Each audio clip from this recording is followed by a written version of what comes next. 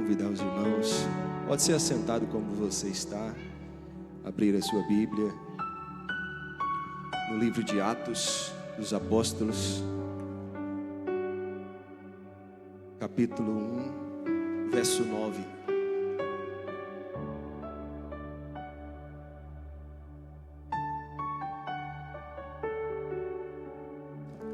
Enquanto você abre, eu quero aqui louvar a Deus pela oportunidade que Ele me dá de falar da sua palavra. Quero também louvar a Deus pela vida do nosso pastor presidente, pastor Gilson Marcos, que nos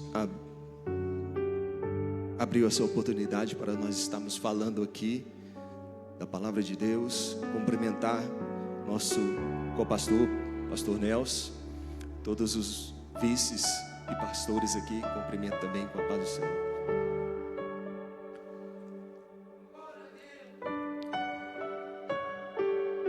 Livro dos Atos, capítulo 1, verso 9, diz o seguinte: depois que lhes disse isso, vendo eles, foi levado às alturas e uma nuvem o recebeu, encobrindo-o aos seus olhos.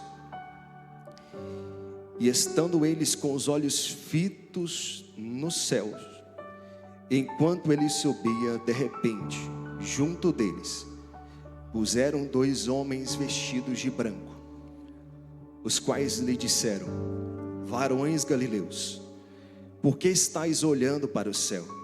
Esse Jesus que dentre vós foi levado ao céu, há de vir, assim como para o céu o vestir.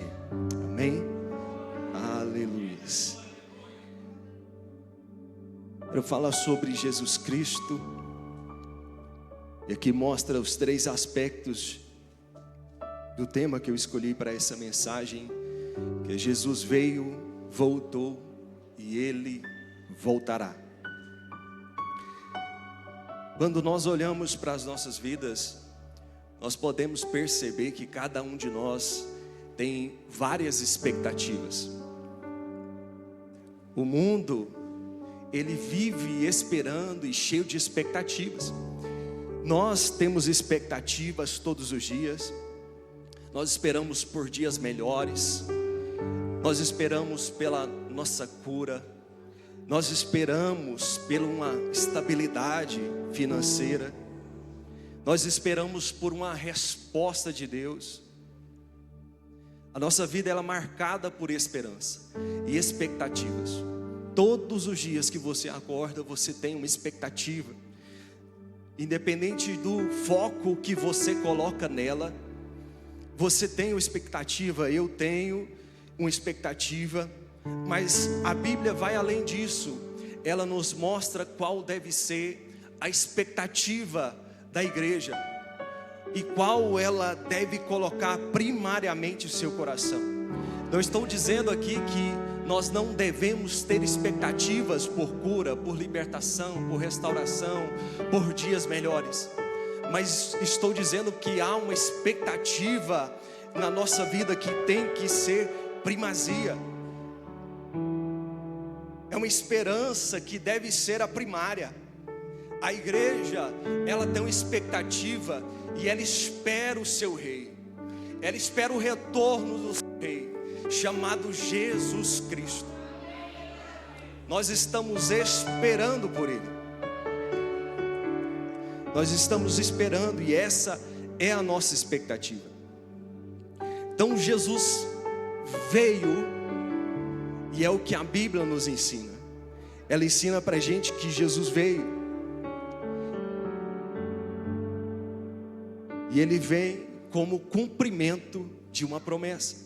Você já leu Gênesis, o capítulo 3, verso 15, em que Deus diz que por a inimizade entre o homem e a mulher, a descendência da serpente e o descendente da mulher.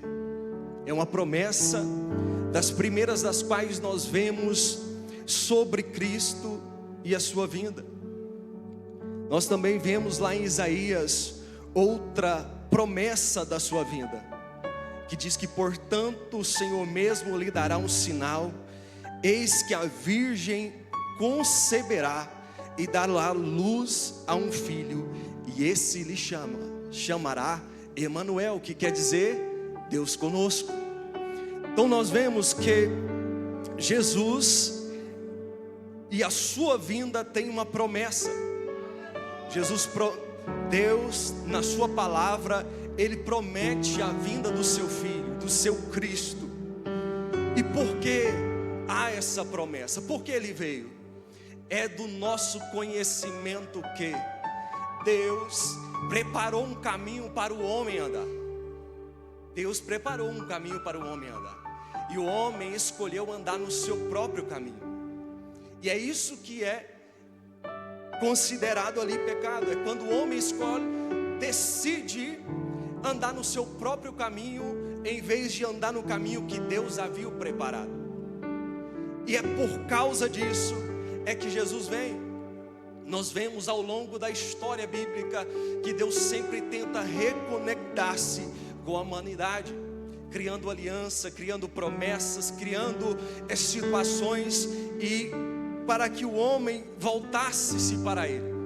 E nós vemos que em todas essas alianças o homem não conseguiu se conectar com Deus. Em todas essas alianças o homem não conseguiu cumprir aquilo que era exigido, aquilo que era dele ali, considerado como justiça diante de Deus. Então Deus provém meios para que o homem se conecte com Ele, se volte para Ele, mas esses meios não foram definitivos, porque só encobria aquilo que era considerado pecado, mas não resolvia definitivo.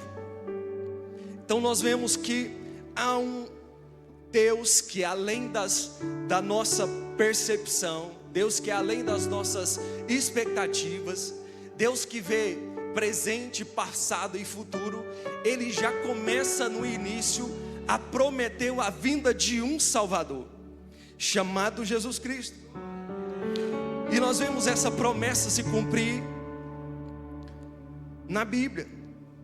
E essa promessa ela vai se cumprir, não é de forma normal.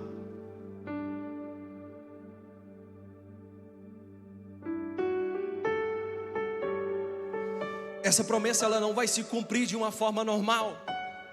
Então nós começamos a ver que Deus começa a agir no céu e enviar mensagens e mensageiros. Ele envia os seus profetas, trazendo ali a revelação da mensagem. Mas nós vemos nos evangelhos Deus começar a pôr em prática aquilo que Ele já havia prometido há tempo.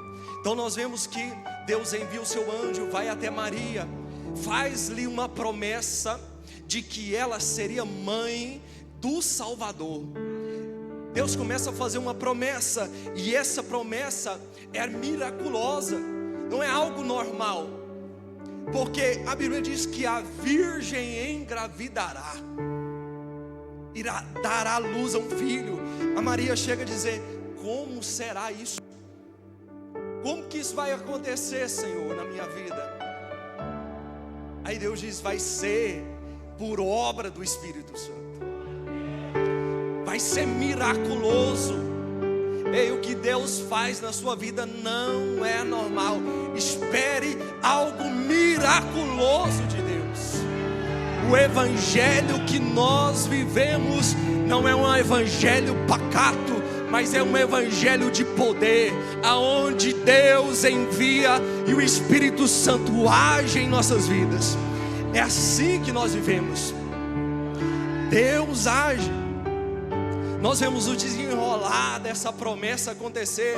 Lucas registra que no campo onde os pastores estavam apacentando, surge uma comitiva de anjos e diz que hoje na cidade de Davi nasceu-lhes o Salvador, que é o Cristo, o Senhor. Nós vemos então aí o cumprimento de uma promessa, e nossa expectativa está em um Deus que cumpre promessas. Deus cumpre promessas. Deus Deus cumpre promessas. Nós começamos a ver o desenrolar da promessa cumprida. Lucas registrando que o Cristo nasceu. E isso impacta muito meu coração, ele trazendo isso para nós. Promessa cumprida. Nós vemos o desenrolar. Cristo nasce, mas não acha lugar para ele no mundo. Ele nasceu e não havia lugar nos hotéis onde podia recepcionar ele. Nós vemos um Cristo sem lugar no mundo. Nós vemos um Cristo que nasce na manjedoura. Nós vemos um Cristo que ele, depois de nascer numa manjedoura, ele passa por um período onde os pais têm que ir para o Egito por causa da perseguição e morte. Nós vemos um Cristo que sofre, que padece, que vivencia na pele aquilo que nós vivemos. Nós vemos um Cristo que pode se compadecer das nossas dores, porque agora a encarnação, o Deus que é Deus, ele também é homem, pode realmente entender os nossos sentimentos, as nossas dores, o que nós passamos, o que nós sentimos. Esse é Jesus Cristo. Nós vemos o desenrolar então do seu ministério, que há uma expectativa,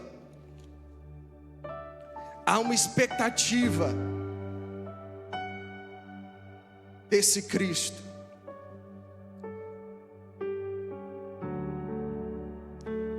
Nós vemos em João, no capítulo 1, João está batizando no deserto, João Batista, e alguns homens descem ali para perguntar para ele: você é o Cristo? És tu o Cristo? Aí João pega e diz que ele não é o Cristo.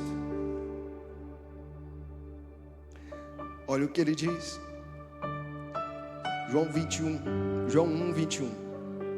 Perguntaram-lhe então: quem és? És tu Elias? Ele disse: não sou. És um profeta? Não. Finalmente disseram: quem és? Dá-nos uma resposta para que levemos aqueles que nos enviaram, e diz-lhes a ti mesmo. João respondeu com palavras do profeta Isaías: eu sou a voz que clama do deserto, endireitai o caminho do Senhor. Alguns dos fariseus que tinham sido enviados perguntaram: então por que batizas se não és o Cristo, nem Elias, nem o profeta? João respondeu: eu batizo com água, mas no meio de vós está alguém que não conheceis. Este é aquele que vem após mim, do qual eu não sou digno de desatar as correias das suas sandálias. Essas coisas aconteceram em Betânia, do outro lado do Jordão. No dia seguinte, João viu Jesus aproximando, e diz: eis o Cordeiro de Deus, que tira o pecado do mundo. Ei, escute, havia uma expectativa. João está batizando no deserto e mandaram uma comitiva: você é o Cristo? E ele pega e diz: eu não sou o Cristo, mas está no meio de vocês alguém que vocês não conhecem, mas é mais poderoso do que eu. Havia uma expectativa. Os homens naquela época tinham uma expectativa de que o Cristo seria revelado. Se nós temos expectativas, há uma pergunta que cabe aqui: quando eu venho ao culto, qual é a minha expectativa?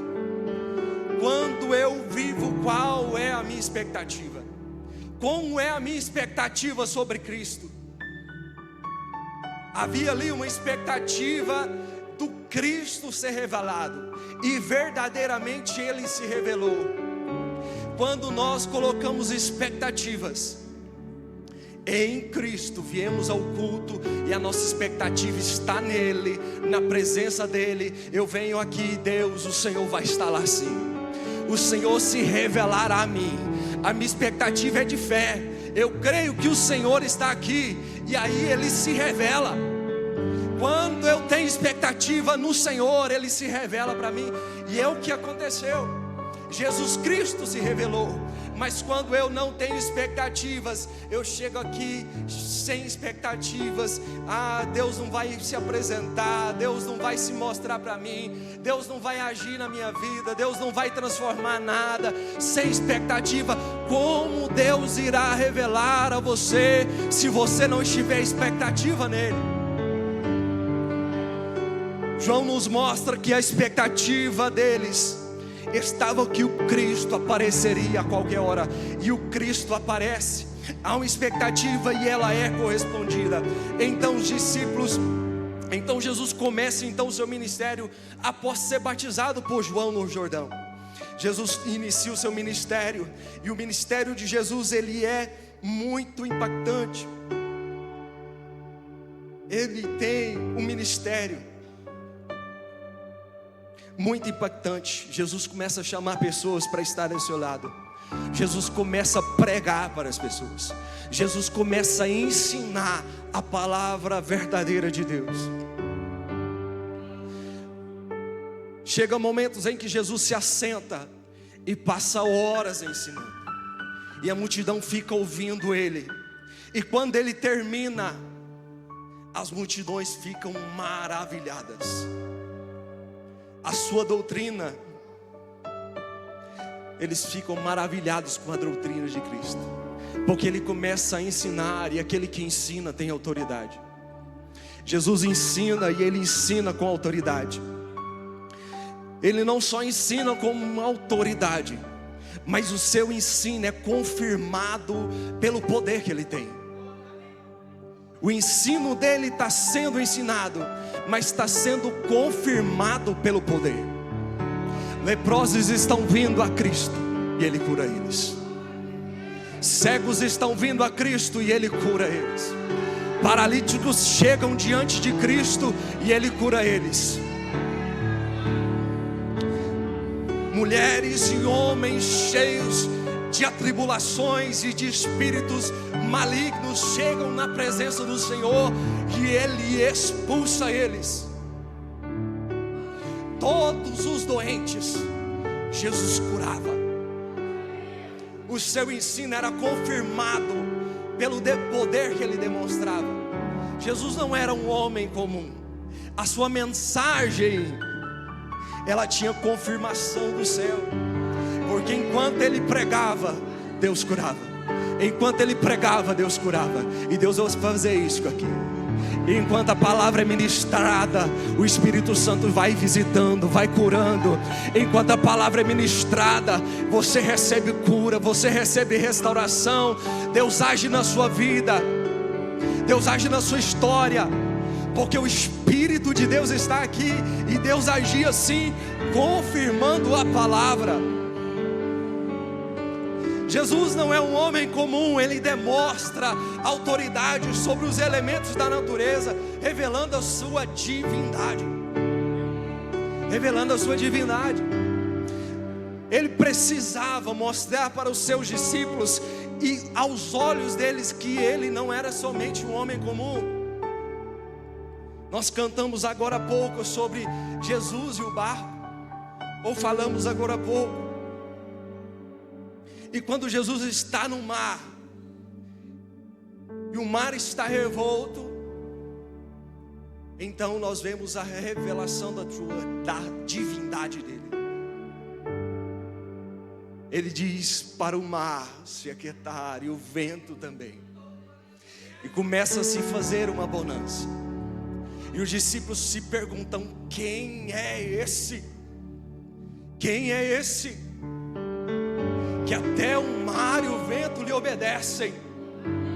Ei, o seu Cristo tem poder ilimitado. Ilimitado. Esse é o Cristo que nós cremos. Ele é humano, mas também é divino. Revela o poder dele aos nossos olhos e aos olhos dos discípulos. Ele está mostrando quem ele é. E não somente isto, Ele mostra ali o seu poder sobre a natureza, mas também Ele oferta. É um Cristo que sai ofertando. Ele sai ofertando salvação aos pecadores. Ele chama pessoas e as pessoas dizem: Senhor, o Senhor está chamando esse aí? Um coletor de impostos? Ele oferta salvação aos pecadores. Esse é o Cristo que nós cremos, porque Ele não veio buscar justos, e sim pecadores. Olha o Cristo, olha o Cristo se mostrando. Jesus não somente faz isso, Ele também capacita, ensina os seus discípulos, dá a eles mensagem. E não somente isso, Ele dá autoridade aos seus discípulos. Nós vemos a obra e o desenrolar de sua missão. Nós vemos a obra e o desenrolar da sua missão. Jesus Cristo é aquele que vem. Ele busca o que se havia perdido. Manifesta poder e manifesta a vontade do Pai.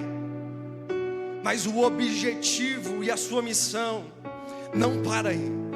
A missão de Cristo é cruz. A missão de Cristo é resgate. A missão de Cristo e o trabalho dele se consuma na cruz. Jesus não para nos ensinamentos. Jesus não para fazendo só milagres e curando.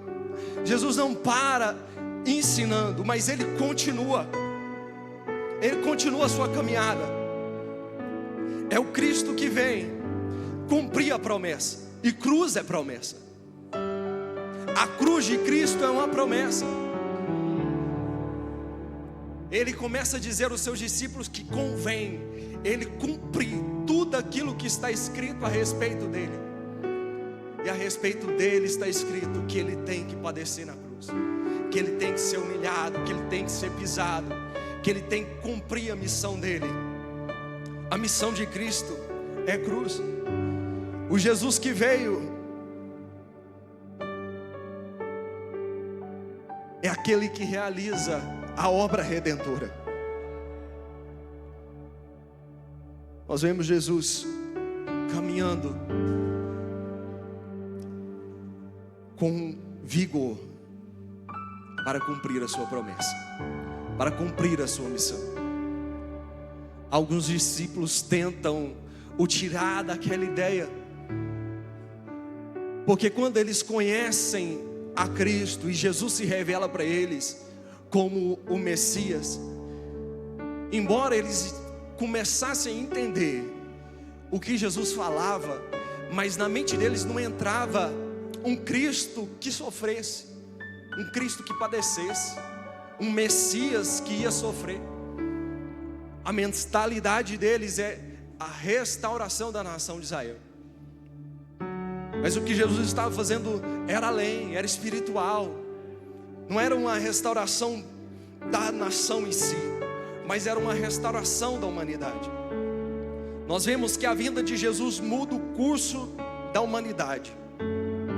E não foi isso que aconteceu. O Cristo nosso que foi à cruz, Ele consuma a sua obra, dizendo que está pago, está terminado. A palavra dele: Pai, está acabado. Nós dizemos aquela palavra que Jesus disse: tetelestai, está consumado, ou está pago. É quando alguém te dá uma obra para você fazer. Você diz para os seus filhos: vai lá e faz aquilo para mim.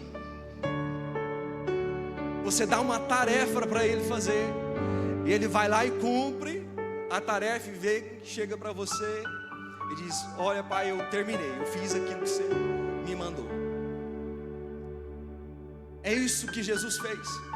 Ele terminou o seu trabalho, a sua missão, a sua obra, consumou na cruz a obra dele. Então por isso, a vinda dele, ela muda o curso da história do homem. As pessoas que estavam caminhando a passos largos da perdição, sem Deus no mundo, elas começam a receber agora uma expectativa e uma mensagem de esperança. Abriu-se um caminho para nós, e é por causa desse caminho que nós estamos aqui.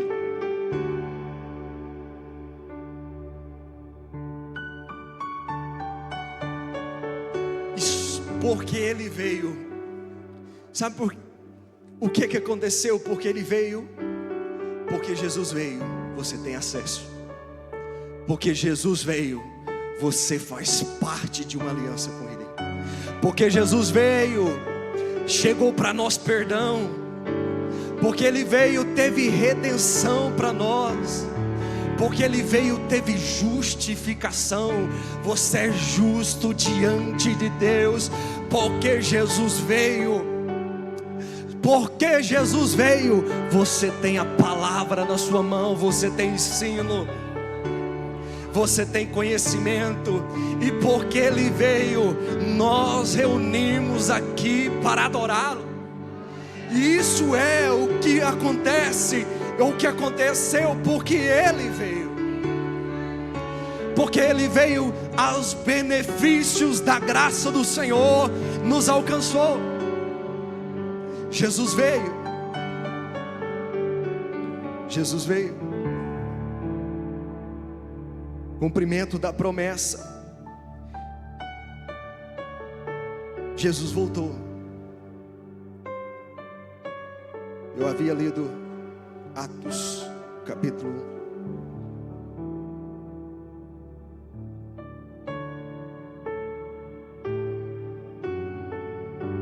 Versículo 10. Estando eles com os olhos fitos nos céus, enquanto ele subia, de repente, junto deles se puseram 2 homens vestidos de branco, dos quais lhe disseram: varões galileus, por que estáis olhando para o céu? Este Jesus que dentre vós foi levado ao céu, há de vir, assim como viste o vir. Há de vir. Como eu havia falado, isso traz 3 aspectos da mensagem que eu estou falando. Nós vemos um Jesus que veio. Nós vemos um Jesus que volta, e ele volta ao Pai. Esse Jesus, ele volta ao Pai. E a sua palavra, ou o que ele ensina, nos mostra que ele faz uma promessa quando ele vai. Ele não fica somente aí. João 14,16: eu rogarei ao Pai, ele vos dará outro Consolador, para que esteja convosco para sempre, o Espírito da verdade, que o mundo não pode receber, porque não vê nem o conhece, mas vós o conheceis, porque habita convosco e estará em vós. Jesus voltou, e na sua volta ele diz que se ele não for, o Espírito não vem. Nós somos informados pela Bíblia que quando Jesus começa a falar que ele devia padecer, o coração dos discípulos se entristeceu, se angustiou, porque eles vieram 3 anos com ele, e foram 3 anos de experiências profundas. O Cristo estava com eles, mas eles não compreendiam que ele deveria voltar. Mas Jesus diz: eu tenho que voltar. Se eu não for, o Consolador não virá para vós. Então Jesus faz uma promessa de que ele vai, mas ele não vai deixar eles órfãos. Ele vai enviar outro semelhante a ele. Jesus vai fazer outra promessa: eu enviarei a vocês o Espírito do Pai, o Espírito Santo. Quando Jesus volta, Ele não deixa desamparado os seus discípulos. Ele voltou para o Pai e não deixou eles desamparados. Após a ascensão, Jesus voltou e o Espírito Santo veio no Pentecostes. É muito comum a gente falar sobre o Espírito Santo, e tem sido muito comum nas nossas escolas bíblicas, sempre falando sobre esse assunto. Mas nós vemos que diante de uma sensibilidade em que os discípulos não conseguem compreender que Jesus precisa voltar, Jesus faz uma promessa que Ele vai, mas vai enviar o Consolador. Agora a expectativa deles é diferente. A expectativa é em outra promessa que Ele vai cumprir. A expectativa do vinda do Cristo, ela foi cumprida. É o que nós acabamos de falar, mas agora outra expectativa vai brotar no coração dos discípulos. Outra expectativa vai brotar nos corações dos discípulos. E a expectativa está em Lucas 24:46, assim como está escrito: Cristo deveria sofrer e ressuscitar dentre os mortos no terceiro dia, e em que o seu nome pregasse arrependimento e perdão de pecados a todas as nações, começando em Jerusalém. Vocês são testemunhas dessas coisas. Eis que envio sobre vocês a promessa de meu Pai. Permaneçam, pois, na cidade, até que vocês sejam revestidos de poder que vem do alto. A expectativa agora vai passar a ser uma expectativa de que a promessa do Senhor Jesus Cristo, ela vai se cumprir. Para cumprir essa expectativa, eles devem permanecer.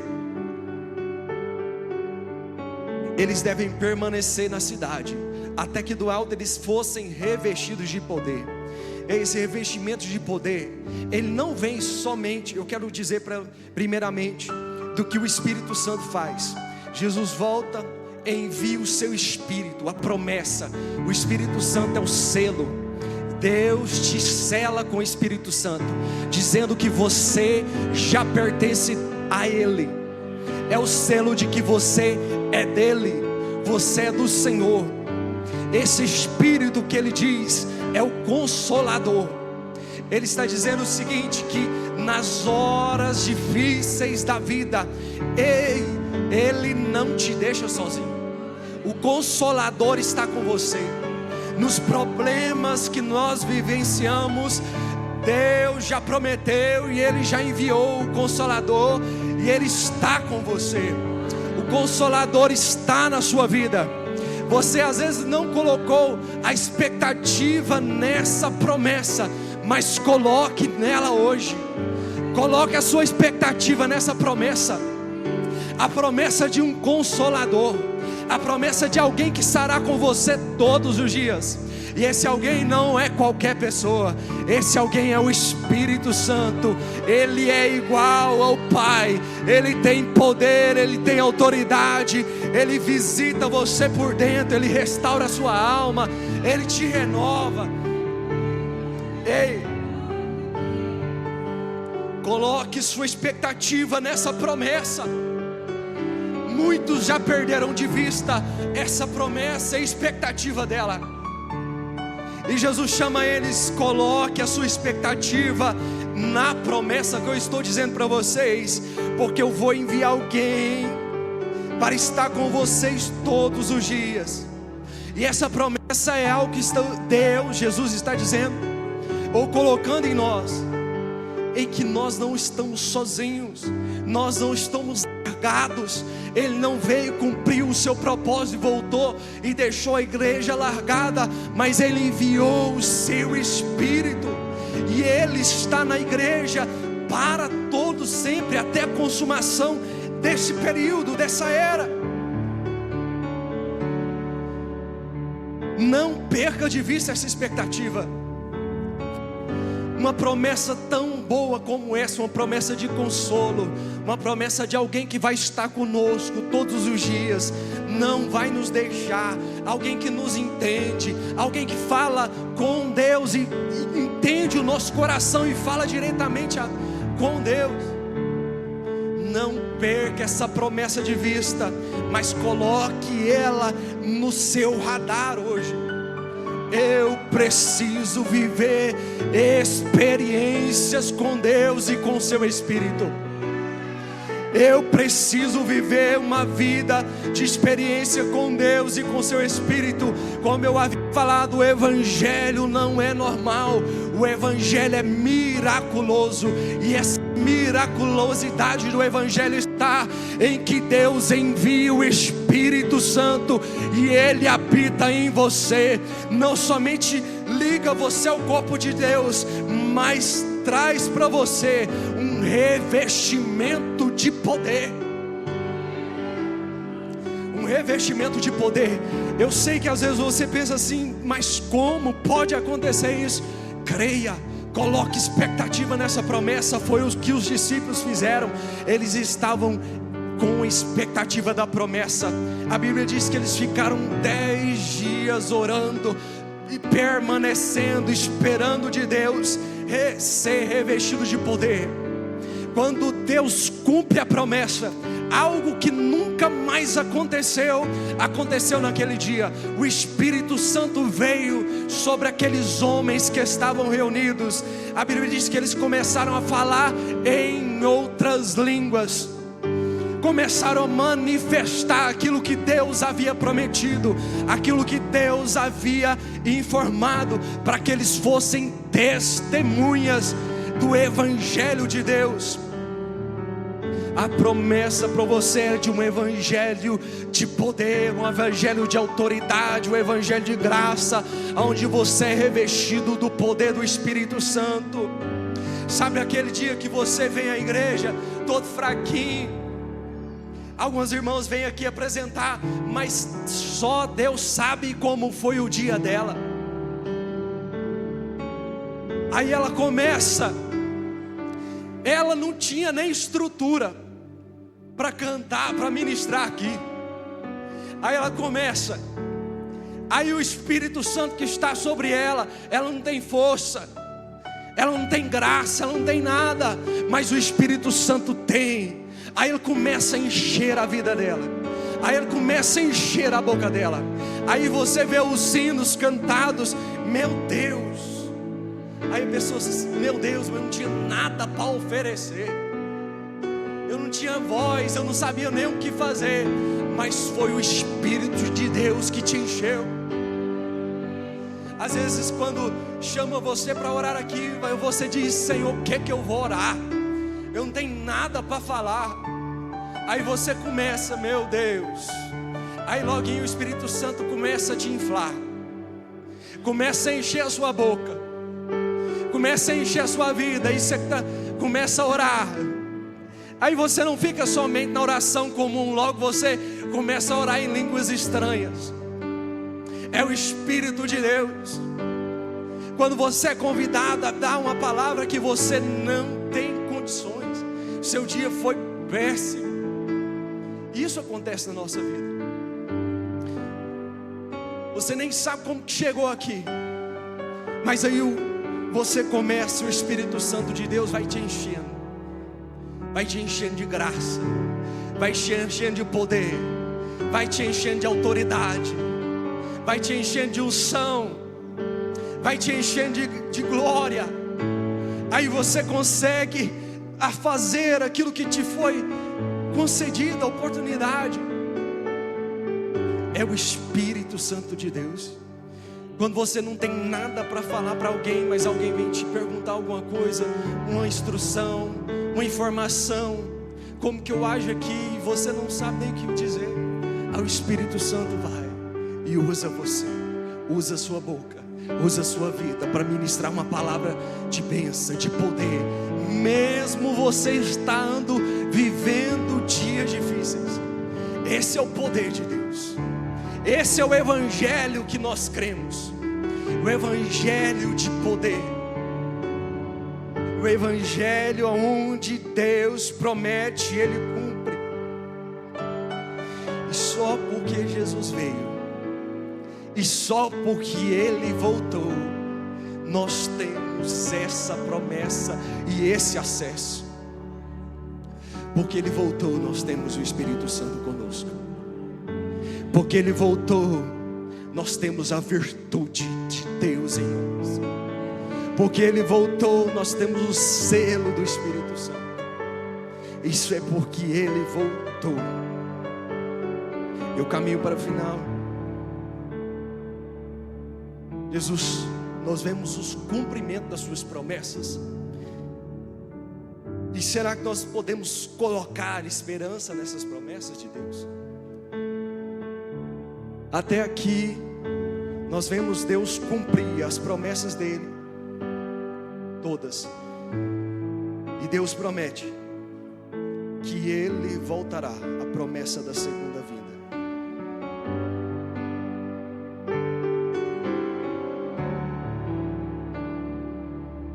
Os anjos falam em Atos 11 que da mesma forma que nós vimos Ele vir, estar aqui, e eles viram Ele voltar, Ele virá da mesma forma. Ninguém sabe o dia, ninguém sabe a hora, mas a igreja tem uma certeza, que Deus cumpre promessas.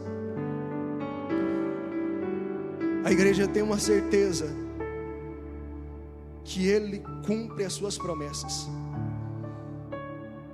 Tito 2,13, aguardando a bendita esperança e a manifestação da glória do nosso grande Deus e Salvador Jesus Cristo.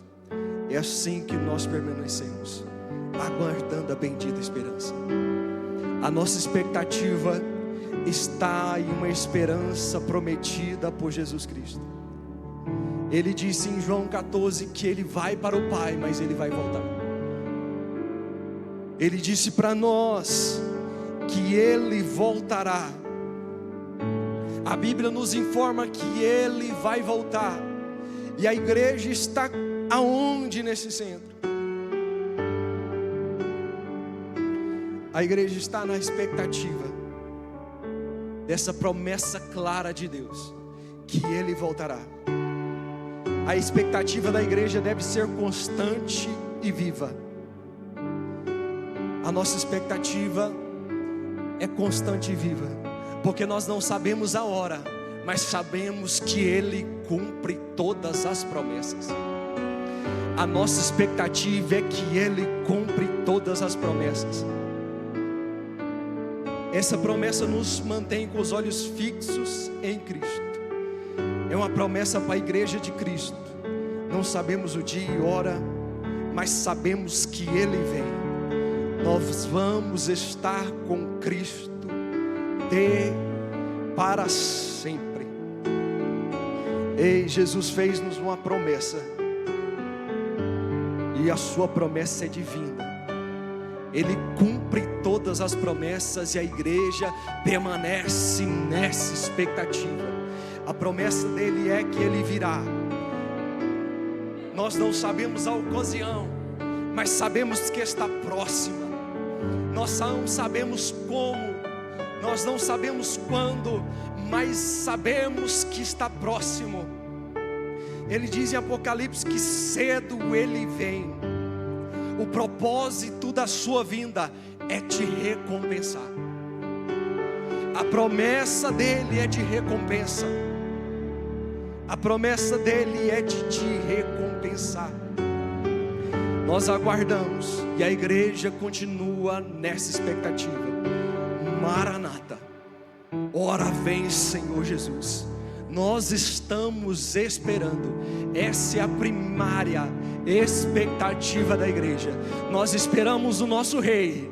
Ele veio, padeceu, sofreu, morreu na cruz por mim, ofertou salvação para mim, por mim, voltou para o Pai, de onde Ele intercede por mim, e é de lá que Ele virá para buscar a sua igreja, que canta, que adora que exalta e diz: vem, Senhor, porque nós estamos te esperando. Você espera Cristo?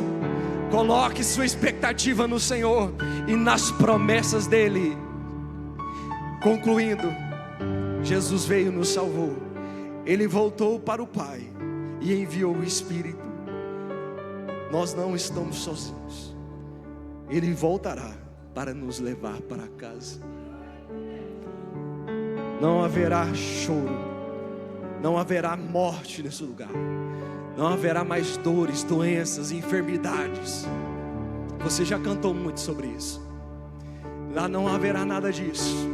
Mas o melhor de tudo, nosso Cristo, nosso Rei estará lá. Bem, que Deus abençoe. Quero aqui devolver a palavra do nosso pastor. Pastor, qual pastor? Pastor Nelson.